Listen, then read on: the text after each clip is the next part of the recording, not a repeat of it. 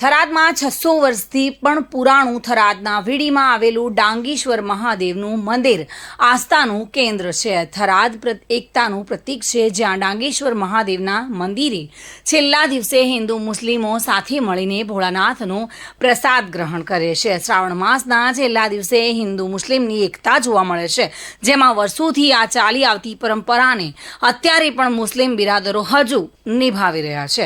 થરાદના ડાંગેશ્વર મહાદેવની લોકવાયકા મુજબ ઈસવીસન 1400ના અરસામાં પ્રાંતના ખાનપુર ગામના દશમાન નામી સંન્યાસ મહાત્મા કુટીર બનાવીને બ્રહ્માનંદની મસ્તીમાં લીન રહેતા હતા અને અહીંયા ધૂણી ધખાવી હતી. વર્ષોથી આ પુરાણો મંદિર છે અને જ્યાં થરાદવાસીઓ શ્રાવણ માસમાં મોટી સંખ્યામાં દર્શનાર્થે આવે છે. અને કાલે સોમવતી અમાવસ હતી અને તે દરમિયાન મોટી સંખ્યામાં ભક્તો અહીંયા ઉમટી પડેલા જોવા મળ્યા હતા.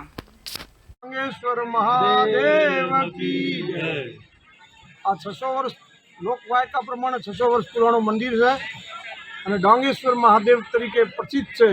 નામ જૂનું પુતળોના ઓછી ગામથી પ્રસ્થાન છે. ફૂલમુક્તેશ્વર મહાદેવ નામ છે અને અહીં વર્ષોથી ભક્તો દર્શન કરે છે અને હોમ હવન તથા આખો મહિનો પૂજા અર્ચના કરે છે.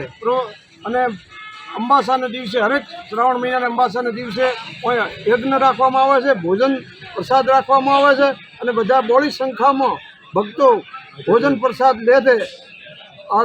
અને અહીં દેવસન પરિવાર તરફથી તથા નગરપાલિકાના પૂર્વ પ્રમુખ પછુભાઈ રાજપૂત તથા માસ્તર પછુભાઈ માસ્તર તરફથી વિશેષ એમનો બધું દેખરેખ રાખવામાં આવે છે અને એ બધો વહીવટ કરવામાં આવે છે. અતિ માણસો પ્રસાદ લે છે અને ભોળિયાનાથનો સાક્ષાત પરસો છે અને સૌની મનોકામના ભોળિયો શિવ ડાંગેશ્વર મહાદેવ પૂર્ણ કરે છે. દેવ કી જય.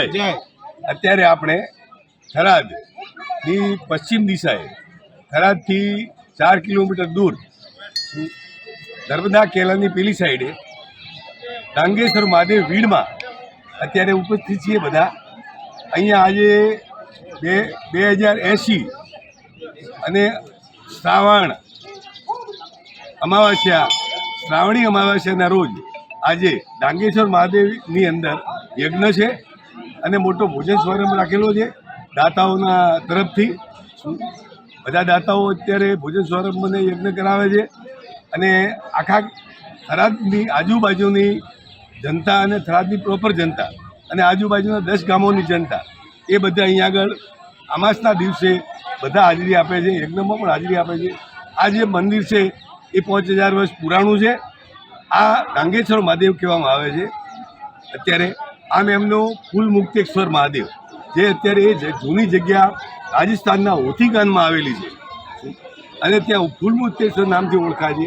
પરંતુ અહીંયા ડાંગી પટેલોના એક ગુરુ હતા અને અહીંથી છેક દેવેદ કરવા માટે ત્યાં હોથીકામ જવું પડતું. એટલા માટે વિનંતી કરી મહાદેવને કે મહાદેવ તમે પધારો. એટલે મહાદેવ પછી હોથીકામથી અહીંયા પધારતા અહીંયા આવ્યા. અહીંયા 5 ઢૂલા છે, હજુ સાબુત છે વર્ષોથી એમને એમ. 5 ઢૂલાઓની વચ્ચે આવ્યા ત્યાં સ્વયંભૂ શિવલિંગ નીકળ્યું અને બાપજી ત્યાં અહીંયા જ રોકાઈ ગયા. લઈ જવાના હતા ખાનપુર, પણ ખાનપુર ગયા નહીં અને શિવજી અહીંયા બિરાજમાન થઈ ગયા. આજ કે મારી જગ્યા શિવજીએ કીધું. ત્યારથી શિવજીની અહીંયા પૂજા થાય છે. દરરોજ પૂજા વિધિ થાય છે અને સેવકો ઘણા સેવા કરે છે.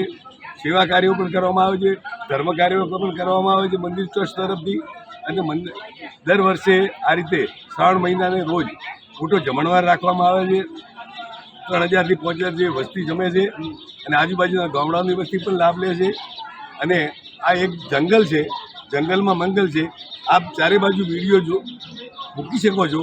તો અહીંયા આગળ જો આવડું મોટું પંક્ષી ચણ બનાવેલું છે. અહીંયા જુઓ તો પક્ષી ઘર મોટું છે. આ બાજુ જુઓ તો આ બાજુ જુઓ તો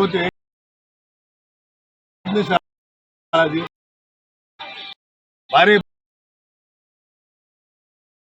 12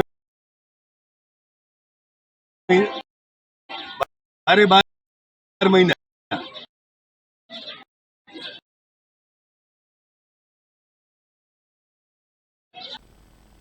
મહેન્દ્ર ઓઝા સાથે bureau report today Gujarati news.